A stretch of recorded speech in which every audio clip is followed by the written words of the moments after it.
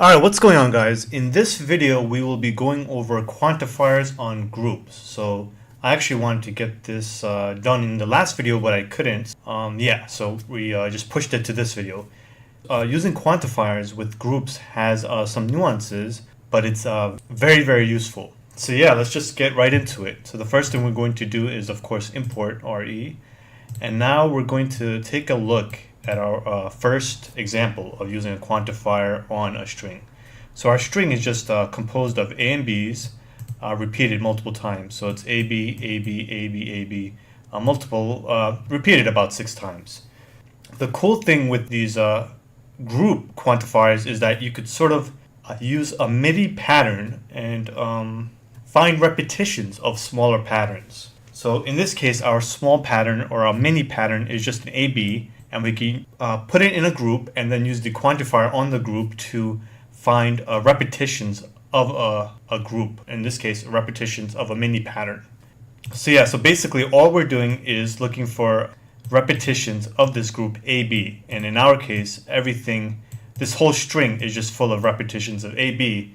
So we should be pulling out the entire string when we run this.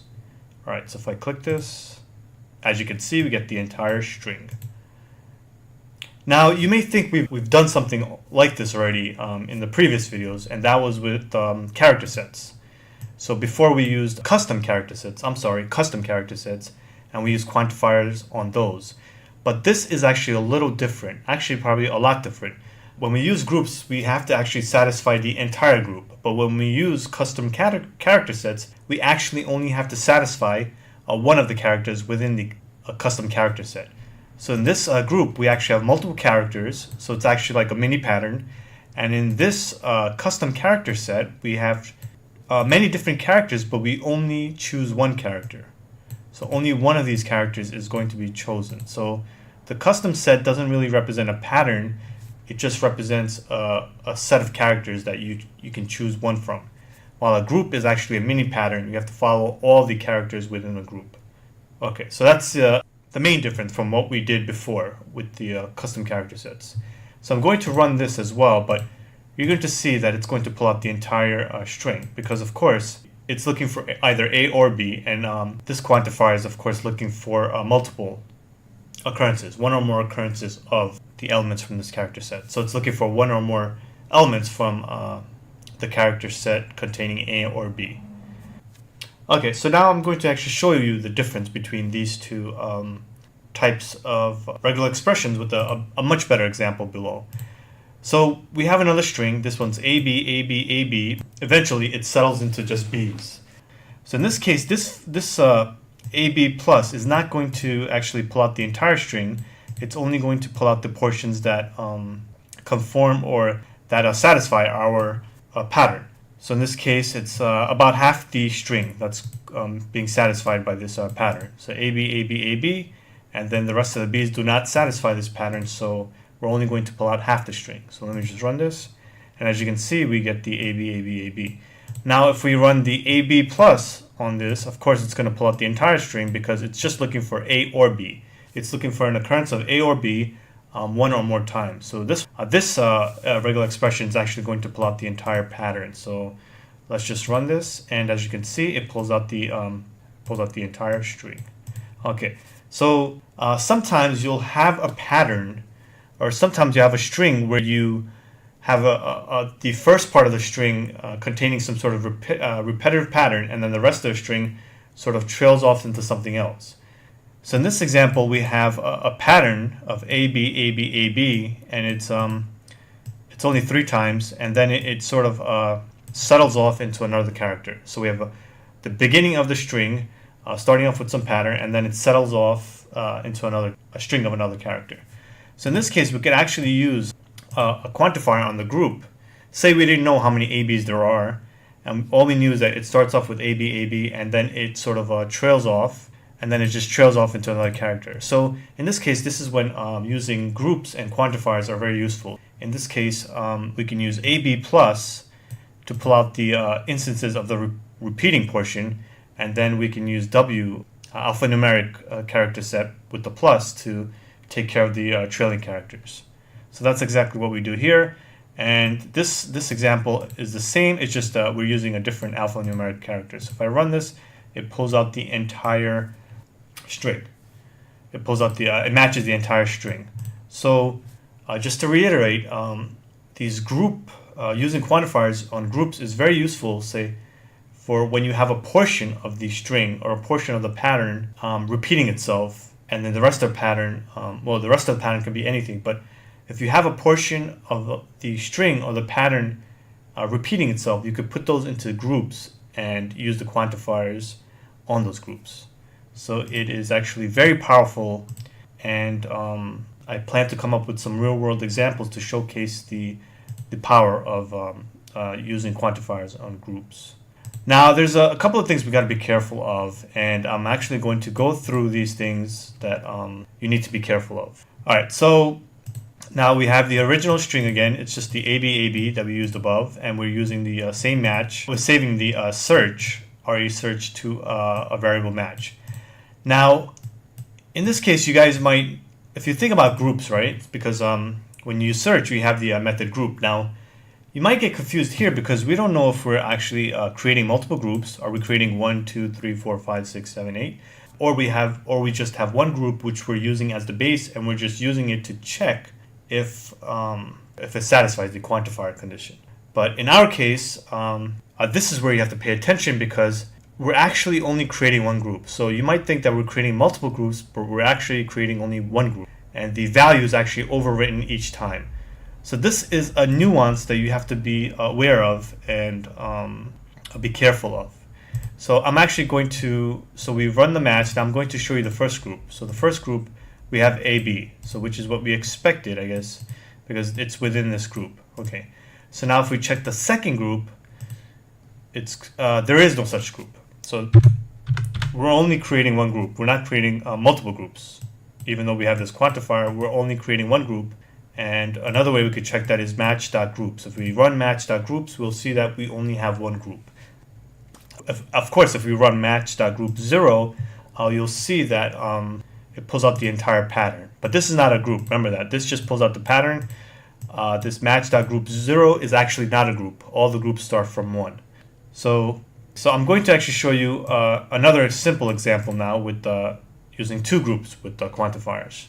But I just want you to keep in mind that we're only creating one group, okay? So here we're only creating one group, and I want you to keep that in mind because I'm going to show you a couple of other examples down the road. All right. So this is just another example where we have two groups and two quantifiers. And the quantifiers are always greedy. Remember, this plus is a greedy quantifier. So what's going to happen is it's going to actually consume all of this, but then it's going to realize that we have to satisfy this portion as well. So it backs off one, it's still not satisfying, it backs off another, and it realizes it's satisfying this condition, and that's the output we get. So we can actually check the span of group 2 to see exactly where group 2 starts. So group 2 is going to start right here because group 1 is greedy. It's going to take as many as it can and still try to satisfy this condition. So let's just run this. So as you can see, of course, we pulled out the entire pattern. And if we run groups, we see that we have two groups, which is something we expected. And now we're going to look at match.span.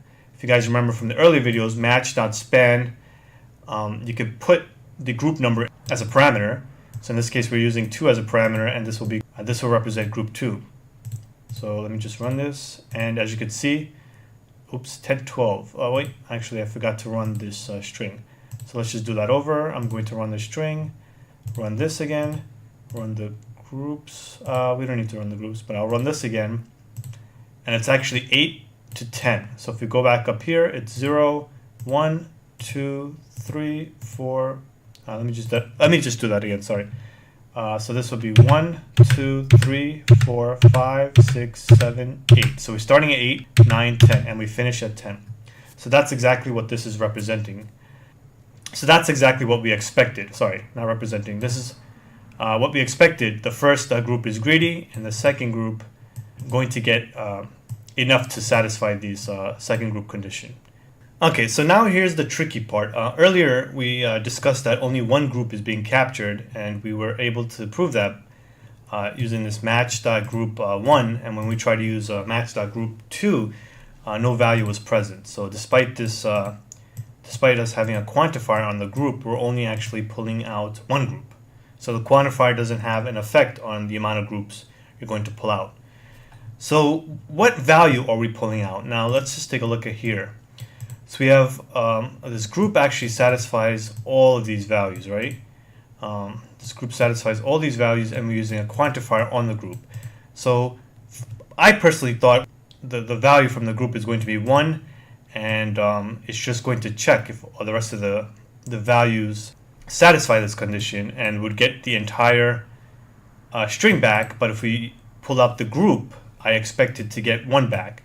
But we actually get back 9. So let me just run this code, and we're going to run match, of course. Match is the entire string, but let's just run match.groups. So you see we're getting back the value 9, and the reason for this is, and this is what you guys have to keep aware of, or just keep in the back of your mind.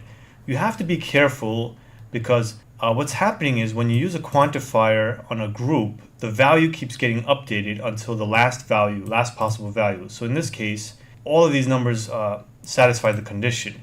We're actually checking for each group that satisfies this condition.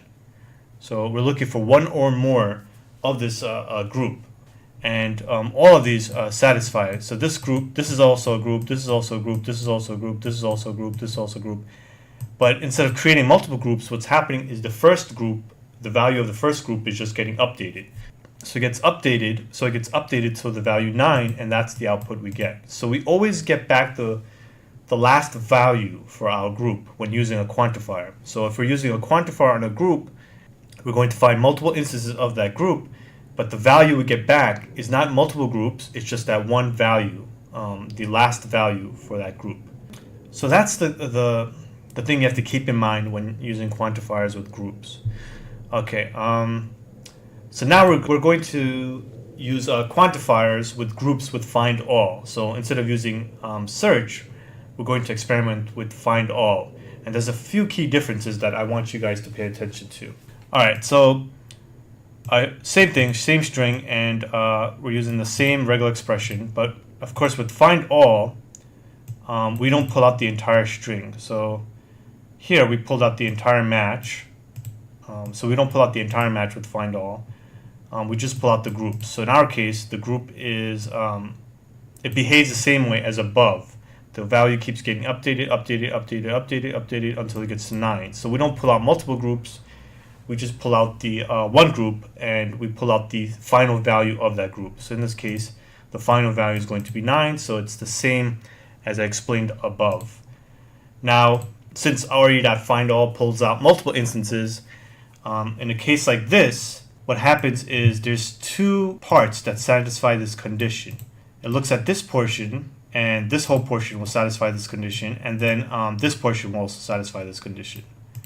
So that's what's happening in this case. So in this case, 1 to 4 satisfy this condition. This portion doesn't satisfy, but this 5 to 9 satisfies the condition. So we'll have actually 2 instances, and if we pull out the two instances, we get a 4 and a 9, because remember, this is the start and this is the end of this pattern, and this is the start and this is the end of the pattern.